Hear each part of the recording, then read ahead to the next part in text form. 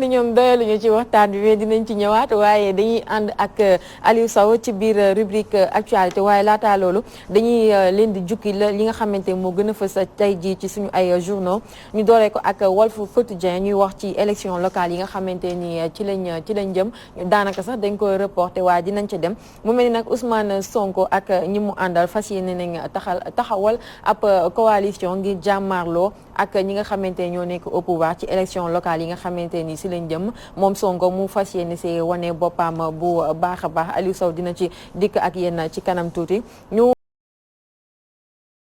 ni dialogue bi nga xamante dialogue national bi am mu mel ni nag dialogue bi jur na féewaloo ci ay biir parti politique yu bëri ndaxte parti yu bëri jamono ji mu ngi tas bi ci mujj di PUR ñu dàkk fa ki nga xamante mooy Issa Sall nekkoon secrétaire général bu parti ba gis nañ aussi biir PDS li nga xamante ni moom moo ci xew ndax dialogue national bi mu mel ni nag bokk na ci stratégie yu Macky Sall tegal ngir daal di jaxase parti yi nga xamante ñoo nekk fii nii ci biir Sénégal dañuy dem source A aussi ñoom tamit tey ñu fësal ci seen une li nga xamante mooy moom la président Macky Sall bëgg def moom tamit mu fas yéene teg ay stratégie fi mu nekk nii nag question bi ñuy posé laaj bi samp mooy ndax dafa bëgg amal remaniement wala dafa bëgg def ay ajustement ci yenn département yi nga xamante ni mi ngi ci biir état bi am na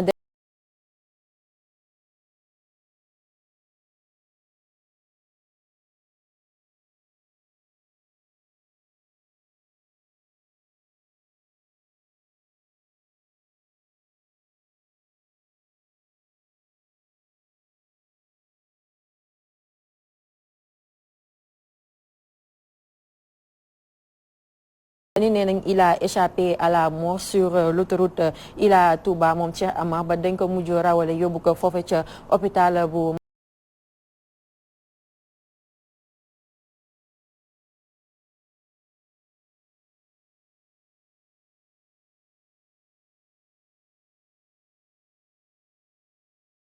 fas yéene amal le 27 septembre bii nii di ñëw moom nee na bëggul benn yoon papaam dem fa ndax jamono ji bëggul d'après ni ko waa Dakar Times waxee dafa mel ni moom Karim bëggul papaam juboo ak ki nga xamante mooy Macky Sall ndaxte bu demee foofu ca inauguration ba dina fa gisante ak Macky te foofu juboo war na fa mën a am loolu moo gën a fës ci yéenekaay yi tey ji alors Aliou Sow mu mel ni instant bi nii ñu ngi jëm ci élection locale yi Sonko daa mel ni moom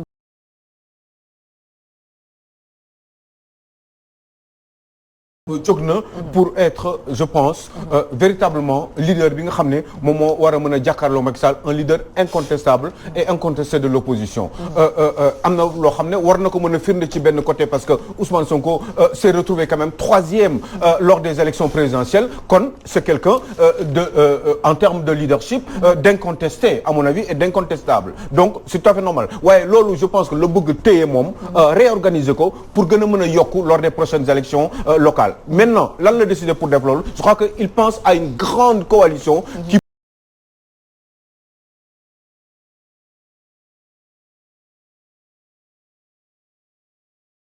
tax a jóg justement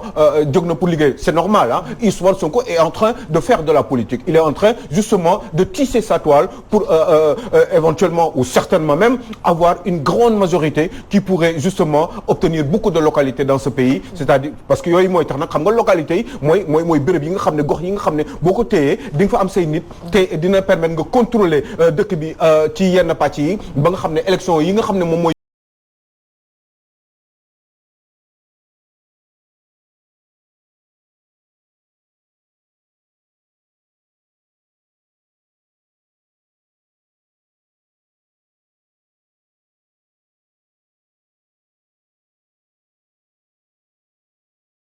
noonu li ngay max nga xam ne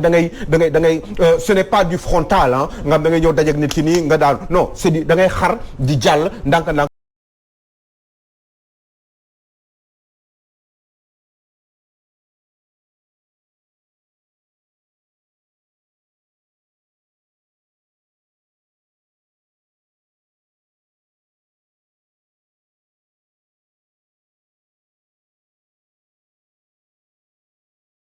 ensemble ndax loolu mu mën a nekk maanaam atteindre objectif jot na yooyu. aussi pour indi changement parce que boo xoolee turu coalition muy coalition jot na mu mel ni dafa jot li nga xamante mu ngi ko doon wax muy système bi changé. waaw loolu aussi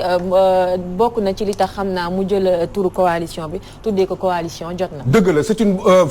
bonne idée je n'en sais rien coalition jot na tur bi xamuma mais en tout cas non tur bi baax na waaye jot na pour pour changer totalement le système je pense que ni Sénégalais yëpp bëgg nañu changer système bi waaye est-ce que Ousmane Sonko moo war a changer système bi parce que en face et tout à fait légèrement à côté il y a un monsieur qui s'appelle Karim Wade qui a aussi envie de revenir et puis certainement ils sont de la même génération donc forcément il aurait envie lui aussi Karim Wade ñu ngi koy wax noonu ci Dakar Times parce que mi ngi teg moom tam ay stratégie am d'abord pour gën a sorileel Macky Sall baayam pour que effectivement confrontation bi gën a mën a dëgër ndax ëllëg bu ñëwee ak dooleem parce que il va certainement revenir Karim Wade bu boobaa aussi est-ce que du créer aussi problème Ousmane Sonko parce que moom tamit am na lu mu bëgg donc jeunesse bii di ñëw nii di yéeg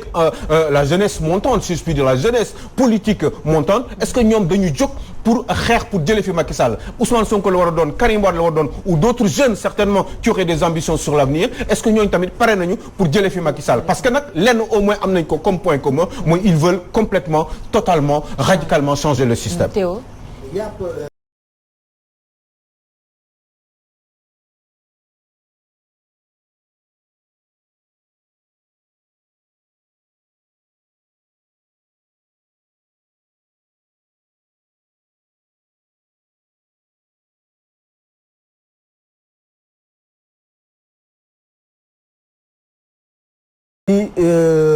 Alioune di wax am na foo xam ne dinaa ci teexel par rapport ak Karim Wade parce que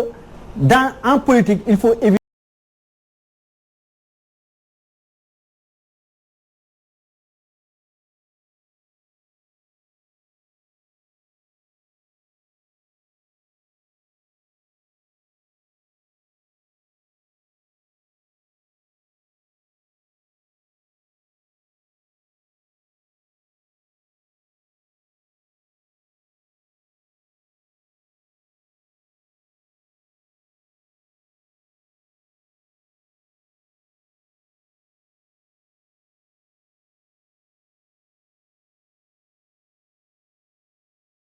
il n'est pas venu donc problème bi la réalité la nature a horreur du vide en politique celui qui ne se frotte pas mais xam nga il faut aussi bon je suis tout à fait d'accord avec toi Théo hein mais est-ce que ci politique est-ce que lui il est dans les conditions il a non mais il faut avoir le courage non xam nga le courage c'est quoi le courage politique c'est quoi Ablaye Wade danaa dem taxaw ñu ne ko boo tegee tànk Sénégal dañ lay tëj mu wàcc ñu ñëw dugal ko kaso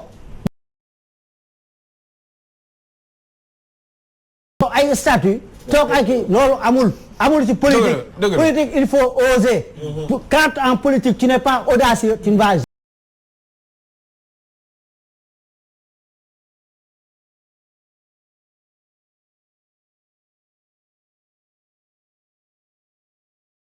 Karim Wade génn fii parce que Ablaye Wade daan na forcé di ñëw parce que dañ ko doon menacé nii verbalement mais est-ce qu'il y a pas un papier qui a été écrit que j'aurais appelé protocole dégg ma yeggali rek papier boobu Théo est-ce que waxul ni li parce que li génne Karim Wade on s'en souvient quand même mais loolu la ñuy bañ waa PDS koo ci wax moom la ñuy bañ parce que jusqu'à preuve du contraire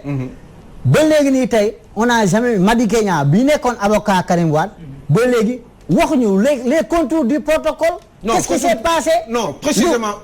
on ne peut pas le savoir. Il y a un flou juridique sur cette affaire. Parce que ñoom dañuy ne Karim demandé wul lii. Karim dañ ko kidnappé dugal ko ci oto yóbbu ko. Personne ne sait. Les gens ont besoin de savoir qu'est-ce qui s'est passé. Parce que nit aussi doo jëlee ay nit ñu yóbbu la ba ci dëkk waxoo A waxoo B ba élection damay bokk du ma bokk ba nu muy jeexee ak yow projet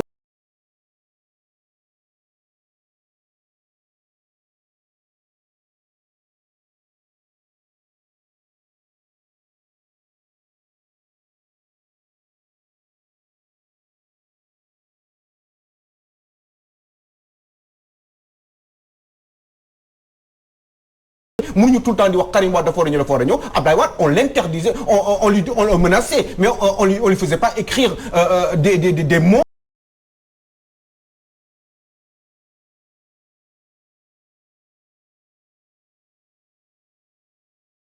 Madické Niang te direct aéroport la waroon def mais dafa jaar kër Madické Niang parce que dañ ko ñaan exception boobu pour mu rencontrer sëñ Moustapha doomu Khalifa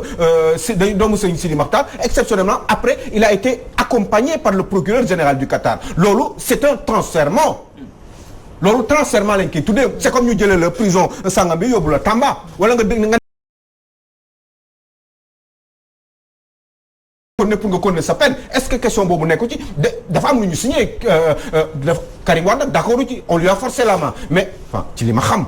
as tuut xaw ma lépp nag waaye ci li ma jot dañ ko forcé la main pour loolu mu bind mu signé ko te loolu ki ko def du kenn ku dul maître Madické Niang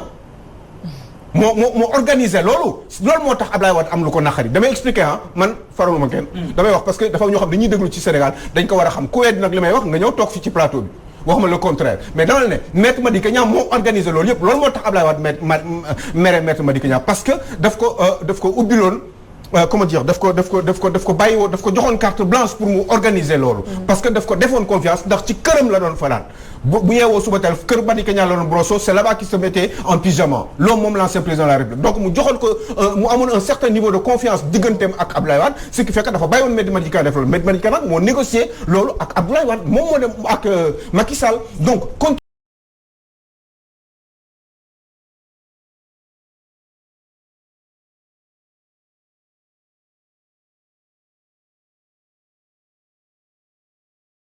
Sidi Mokhtar moo ko ne jaru ko moo tax mu yónnee ko ñu ngi may dégg de moo tax mu yónnee ko sëñ Moustapha taawam xalifam tey jii nii yónnee ko pour mu dem gis ko ñu dajee rencontré wu quelques heures fële au chez Madické Niang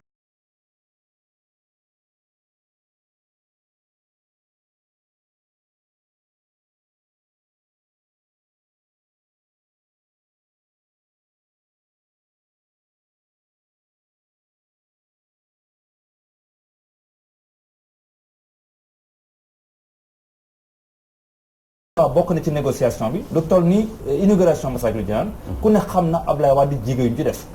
Massalikul Jinaan titre foncier bu sottee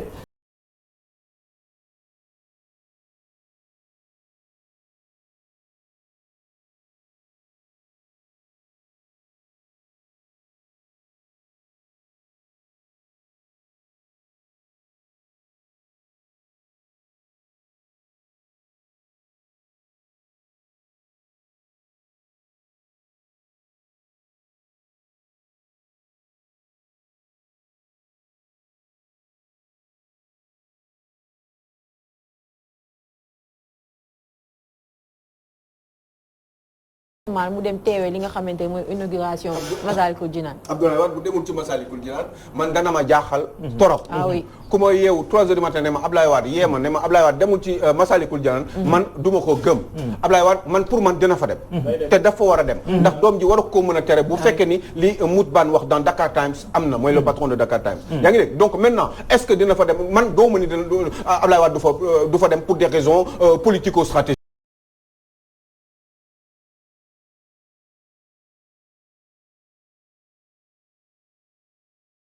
war a teew te mais il est où le problème mais pourquoi Ablaye Wade avec l'expérience qu'il a yéen da ngeen bëgg Ablaye Wade jóge fi dee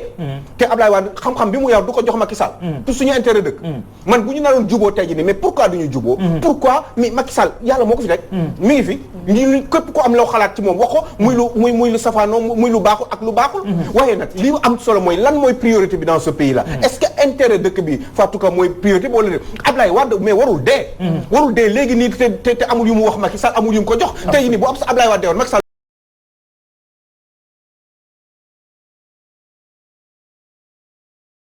ngay gën a màgget ngay gën a jege day théoriquement mu nga dee xale waaye Ablaye Wade quand même dina ma sa laxu waaye léegi Ablaye Wade bu deewoon Macky Sall lan lay def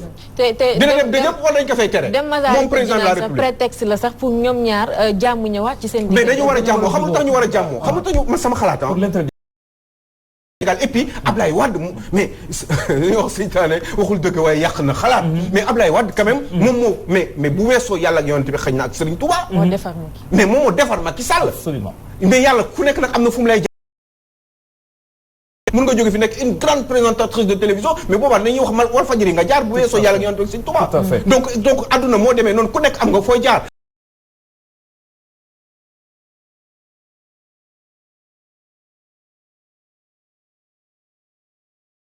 pétrole bi ak gaz beeg yooyu dëkk bi dafay oyof ébranlé comme feuille la mën nañu ko yëngal très facilement il faut que ñu réunir autour de l'intérêt commun benn intérêt boo xam ne ñëpp dañ ci dajaloo waxtaan ci xalaat ci jiital kenn mais lan mooy président de la république mais yéen doole ñu noppal may ñu jàmm lan mooy président kenn kese la kuy jiite koo xam ne ay ñëpp dañu nekk ci wetam compétence yi nekk autour de lui liggéeyal pour l'intérêt du pays. L'Allemagne, Angela Merkel, chancelière allemande 13 ans mu ngi fa. Helmut Kohl ancien chancelier 16 ans la nekk Allemagne am na 4 mandats. pourquoi ñoom ñu ñuy imposer ay mandats. pour mieux nous divertir. et en Chine aussi. mais Chine ñaata ñoo fa nekk mais Chine pratiquement première puissance économique du monde. waaye Chine boobu ana ñu fa nekk. le parti communiste est toujours là-bas kan moo amul envie liggéey ak Chine. ñan ñoo tey.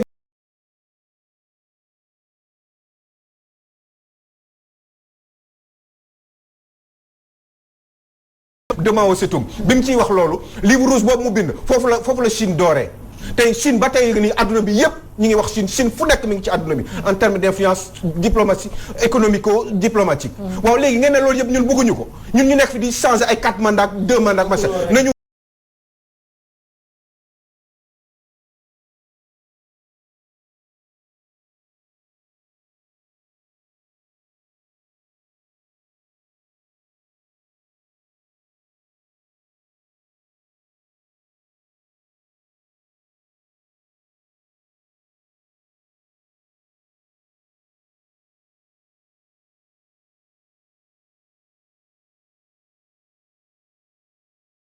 rapport de 5 may ma yeggali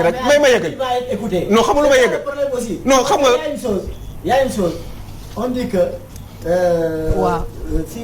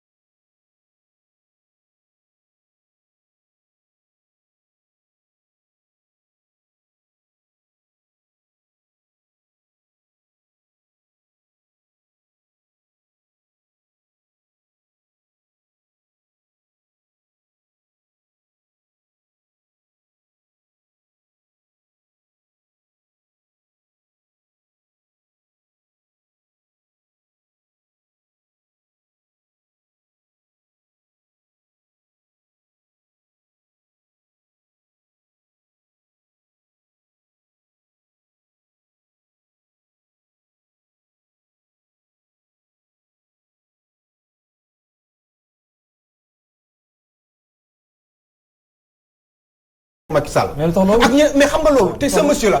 leer na Serigne Touba Mbacké kooku soxlawul dara fii Sénégal kooku tey Macky Sall ci boppam moom xam na ko te ñi jege Macky Sall xam waaye bu fa ñëwee xëy na day am ñeneen ñu mu xatal ak ñeneen ak ñeneen ñoo xam ne ñu ngi si dëkk bi ci diaspora bi am xam-xam mën a liggéeyal Sénégal mais Macky Sall lu tax du leen dem jëlee ñu teg leen fi.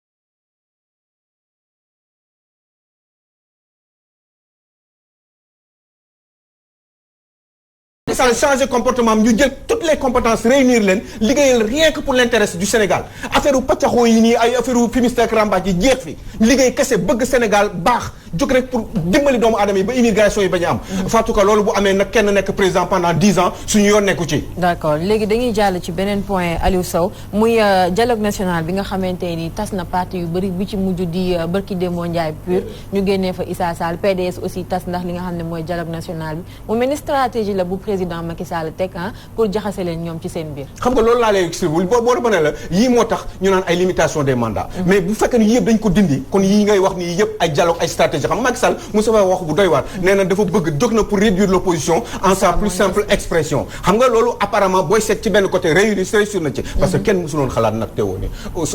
dégg nga maam Oumar Sarr dina mës a jóge ci Ablaye Wade kenn mësuloon xalaat ni maître Madické Niang bi nga xam ne Ablaye Wade këram la doon fanaan Ablaye Wade am na kër Point E Ablaye Wade léegi mu nekk Sénégal yi ci hôtel de la place lay fanaan Madické Niang dina ko mës a def loolu Madické Niang bi nga xam ne Ablaye Wade daf ko joxoon carte blanche pour mu dem négocier sorti Karim en prison Madické Niang moom moo retourné bi lépp lijjanti ko ba mu génnee Karim dëkk bi ne moom day nekk candidat waaw lii lan lañ ko tuddee yëfu lii ban façon la lii ban jikko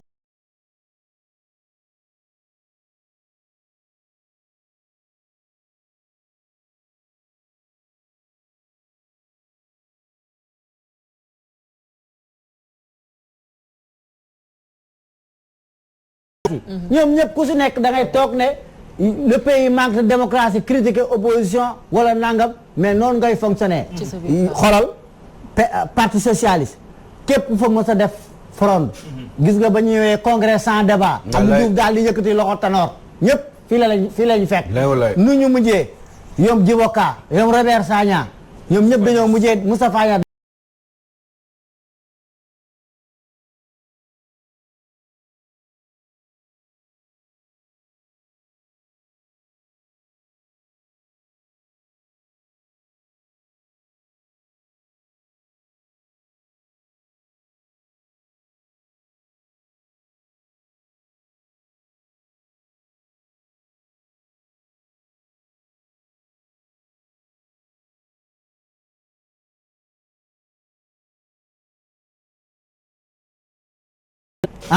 Idrissa Seck ñoo ñëpp ku ci ne wut ñu la aye demal te ñooñ di kaas ñoom Omar Sarr ñoom pourtant ba ñu doon day dàq ñeneen ñoo doon tàccu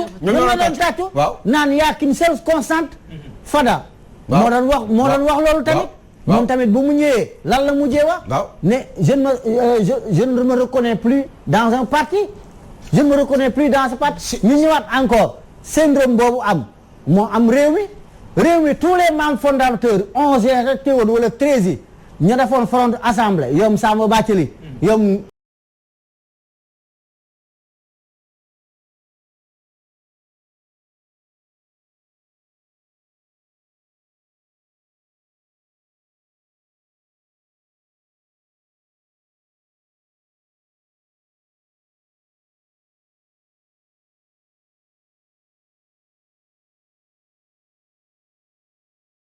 les partis politiques au Sénégal ku ci toog naan démocratie aucun leader de parti politique au Sénégal ne respecte la démocratie il ne gère que ses intérêts Théo gis nga démocratie du lu ñuy wax démocratie yëg-yëg la da nga koy nangu ko ci n'importe quelle situation boo xam ne du la arrangé boo xam ne daf lay arrangé looy yëg ci sa yaram la quelqu'un comme Madické Niang par exemple nan nga mën a expliquer ak li mu confiance bu mu amoon ak Macky Sall ak Abdoulaye Wade yëpp nan la mu élection yi ñam élection de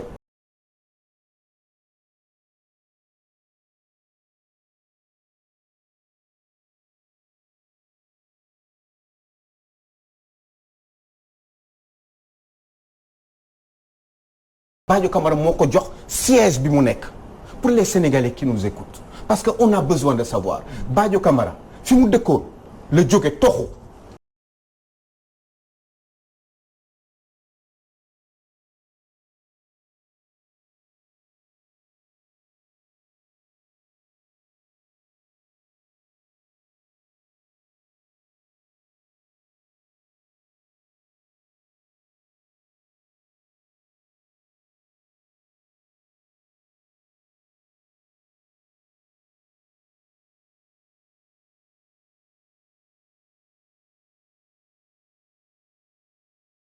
li mu wax nii ci benn côté dëgg la. ce système là parti yoo xam ne amuñu siège am na parti yoo xam ne ñoom seen domicile kër lañ amee lañ kii. boo demee sax président des femmes bi seen jabar la seen kii bi ak yooyu yëpp am na fi. waxtu bi xoj na ñu bëggoon nañ ñëwaat ci yeneen information yi nga xamante ni amoon na ci une yu tey mais temps bi moo demee ni mel tey ñeneen ñi ñu ngi toog di.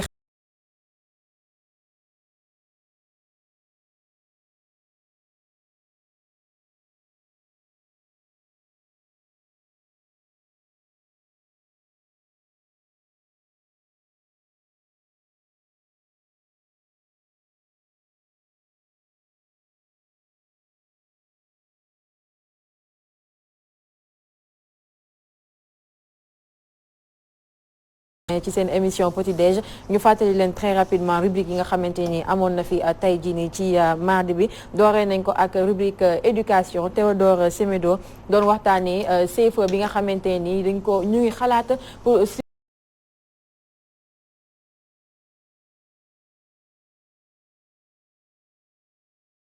bu Aden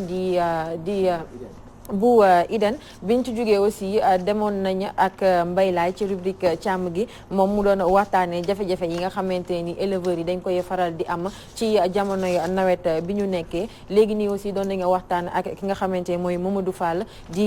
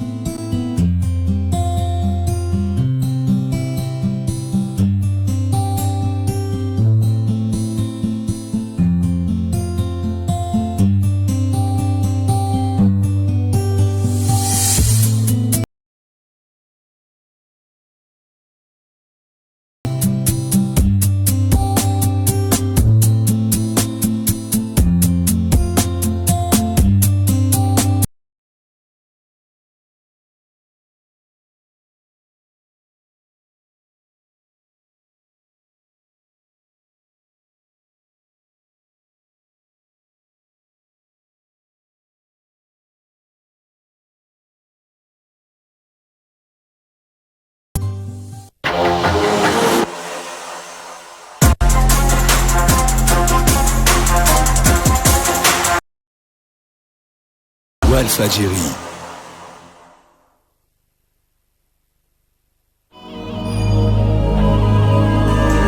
seen émission balance ci Walf TV talaata gi yemook ñetti fan ci weeru septembre atum 2019 ñu nar amal ab numéro spécial bu ñuy waxtaanee kaso yi ci Sénégal ñu nar ko tënk ci droit des détenus maanaam ak yelleefu doomu aadama